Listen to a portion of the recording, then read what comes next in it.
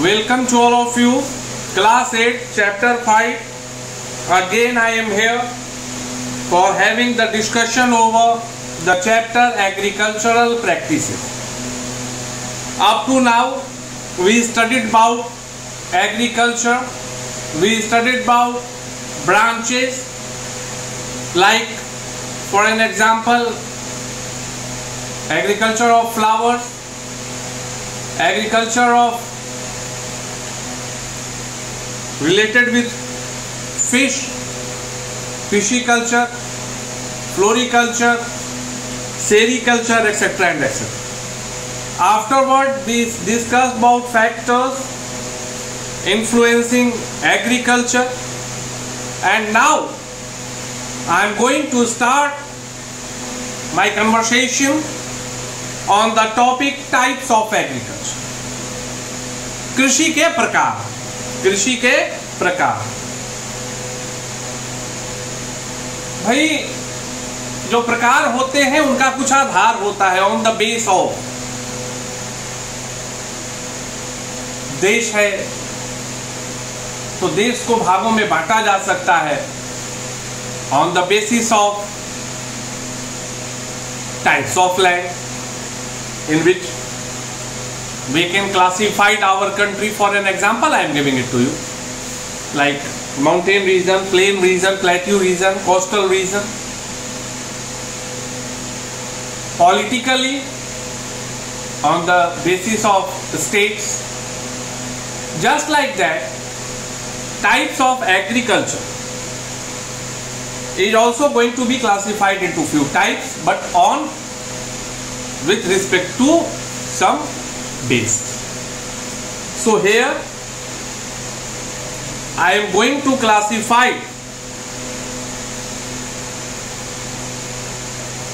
agriculture on the basis of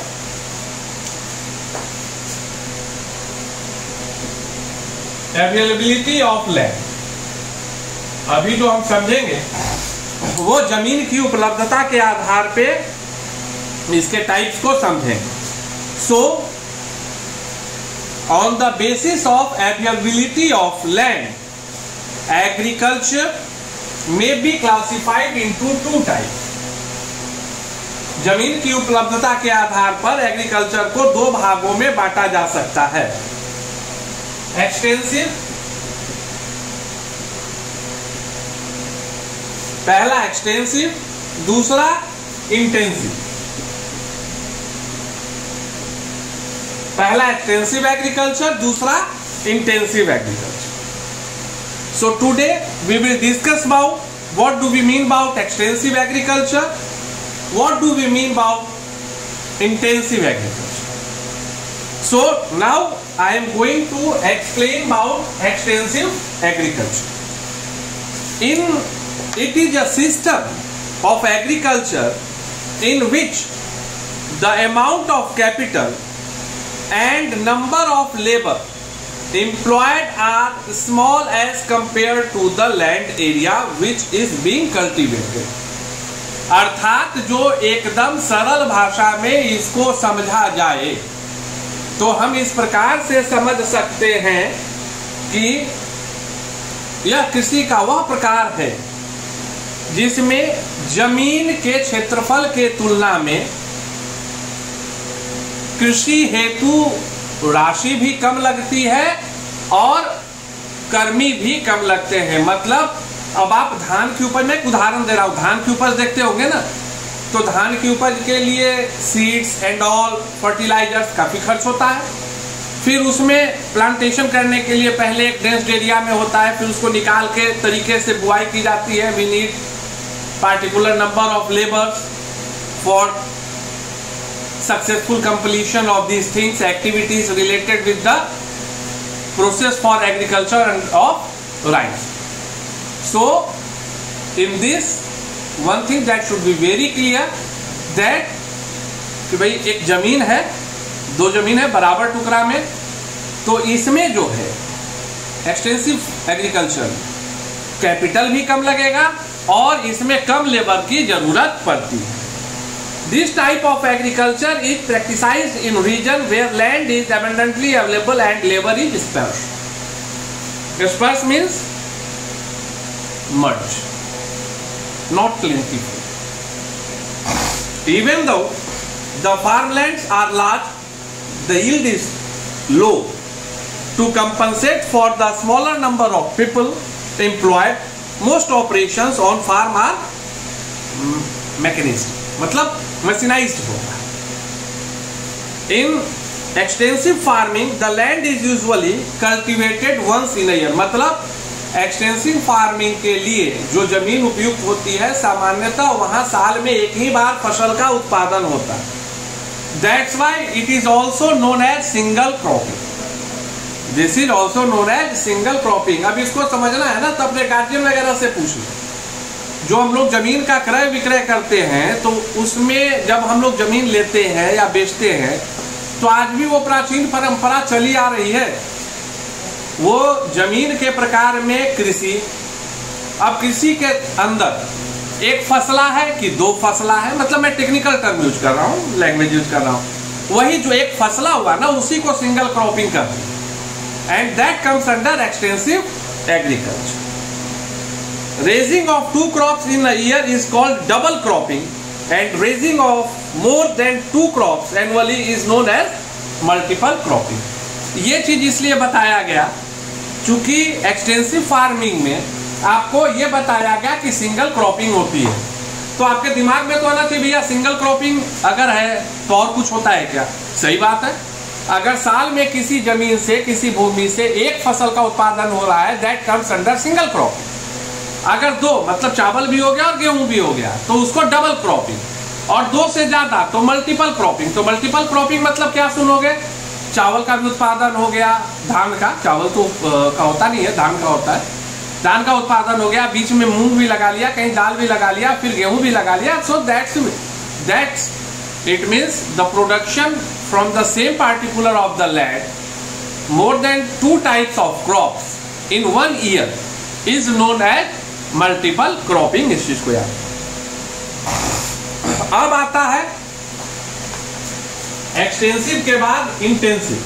फिर से पहले एक्सटेंसिव का फंडा समझ लो. Single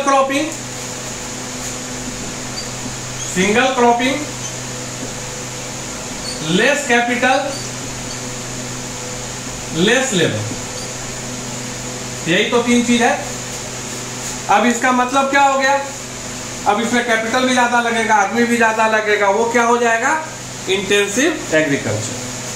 In this type of agriculture, the labors and capital employed is large as compared to the land area. मतलब जमीन के हिसाब से इसमें बहुतायत मात्रा में पैसे भी लगेंगे और मानव श्रम भी लगेगा. And due to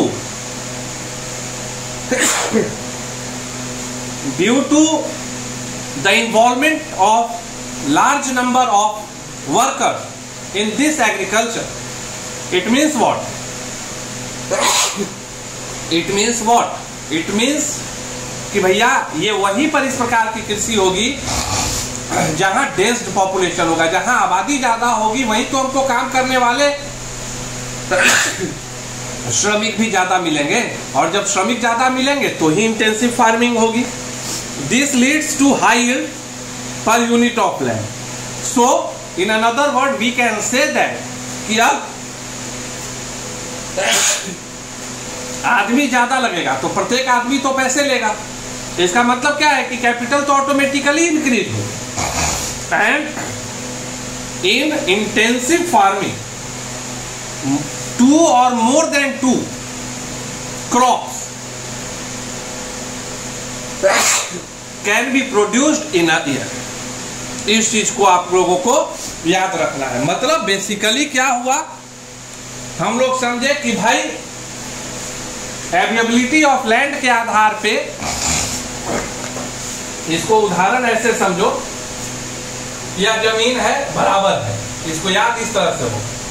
इधर एक्सटेंसिव है और इधर इंटेंसिव. इधर क्या है? लेस लेबर, इधर मोर लेबर,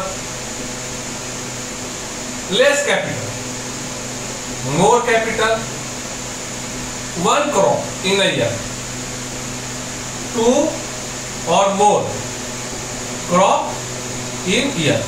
इस तरह से अगर आप रखते हैं तो दिमाग में आपको याद आ जाएगा कि with respect to land, with respect to land, यहाँ बात क्या हो रही है, लैंड के आधार पर, जो जमीन की उपलब्धता है उसके आधार पे एक्सटेंसिव फार्मिंग एग्रीकल्चर और इंटेंसिव एग्रीकल्चर होता है, और यह उसका बेसिक सॉकेट होता है जो आपको याद रखना है। In my next session we will start discussion on the basis of cultivation, on the basis of cultivation। Thank you।